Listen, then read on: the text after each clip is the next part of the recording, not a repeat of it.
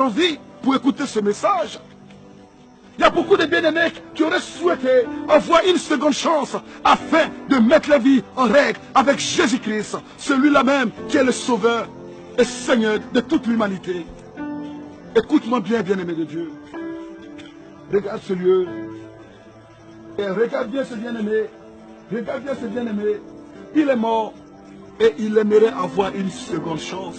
J'ai vu même sur un cimetière, ils ont mis un panneau qui dit « Hier, on était comme vous, mais demain, vous serez comme nous. » En d'autres termes, hier, ce bien-aimé est en vie.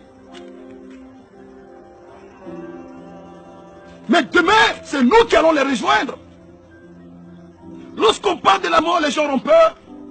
Bien-aimé de Dieu, si tu as peur de mourir, tu dois avoir peur de vivre. Et en même temps, sache que nul ne peut aller au paradis sans passer par le châtiment de la mort. Alors la mort est un passage obligé pour tous.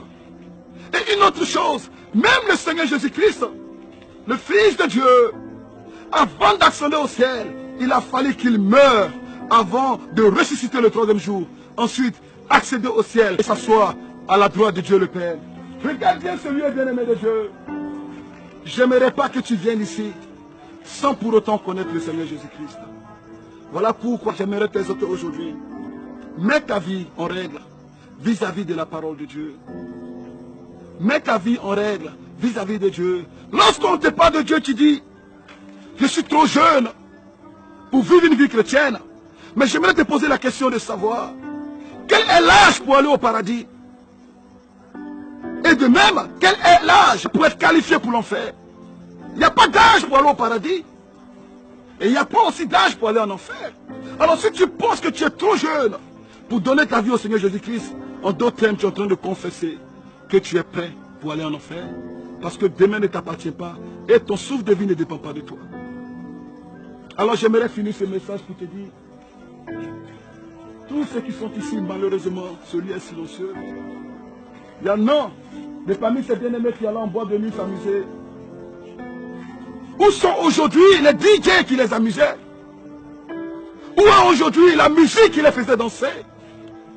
Regarde ce lieu, écoute ce silence. Je vais me taire pour quelques secondes et écoute le silence qui règne en ce lieu.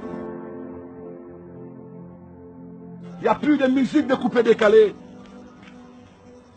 Il n'y a plus de musique de DJ. Il n'y a plus de jeu de lumière. Voici la finalité de ceux qui se confient dans la chair. Il y a encore de l'espoir pour toi, enfant de Dieu. Il y en a qui prenaient le corps pour séduire. Avec des rondeurs, avec la beauté. Mais si on ouvre un de ces cercueils, bien-aimé de Dieu, qu'est-ce que tu vas voir? C'est des ossements. Et je parle à mes soeurs qui sont couchées ici. Où sont passés les saints que tu prenais pour séduire, les saints que tu mettais en volupté pour séduire les hommes? Où sont passés ces saints en ce lieu de tristesse? Où sont passés ces rondeurs que tu prenais pour séduire les hommes? Où sont passés ces rondeurs en ce lieu de tristesse? Où sont passés les maquillages? Où sont passés les mèches? Et enfin, je m'adresse à mes frères qui sont en ce lieu. Où sont passées les tablettes de chocolat que tu prenais pour séduire dans les plages, dans les piscines? Où sont passés ces muscles dans lesquels tu te glorifiais? N'est-ce pas qu'aujourd'hui, tout est devenu ossement? Vanité de vanité, nous disent les ecclésiastes. Tout est vanité. Poussière nous sommes nés, poussière nous finirons. Voilà pourquoi, pendant que tu as encore le souffle de vie, j'aimerais t'encourager de donner ta vie au Seigneur Jésus-Christ. Enfant de Dieu, si tu ne connais pas encore le Seigneur Jésus-Christ, si tu as écouté ce message et Dieu t'a interpellé, et tu ne sais pas pourquoi Dieu te fait écouter aujourd'hui ce message, j'aimerais t'inviter aujourd'hui à donner ta vie au Seigneur Jésus-Christ. Ce n'est pas compliqué. Tout ce que tu as à faire, c'est de répéter après moi cette prière. Mais avant, j'aimerais parler à ceux qui s'appellent chrétiens. Tu te dis chrétien, mais tu as une double vie. Bien-aimé de Dieu, c'est qui tu trompes. Car il n'y a pas plus grand menteur que celui qui se ment lui-même. Oui, certes, les hommes ne te voient pas, mais sache que Dieu te voit.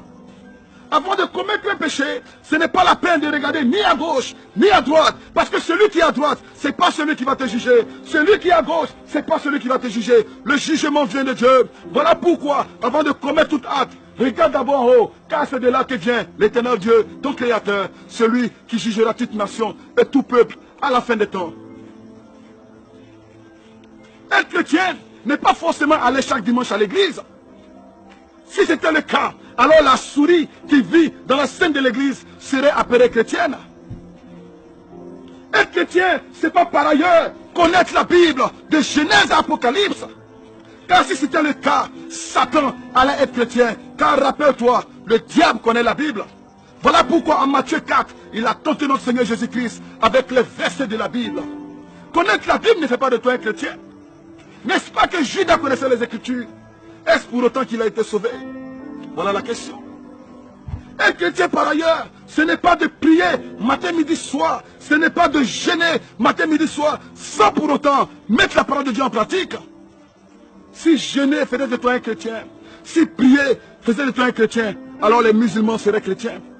Parce qu'ils prient combien de fois par jour? Et dans l'année, ils prennent 40 jours où ils se consacrent au jeûne. Est-ce pour autant qu'ils sont chrétiens? Est-ce pour autant qu'ils sont sauvés? Voilà la question. Et enfin une dernière question. Est-ce que être chrétien, c'est d'enregistrer plusieurs prédications dans ton portable, dans ton ordinateur?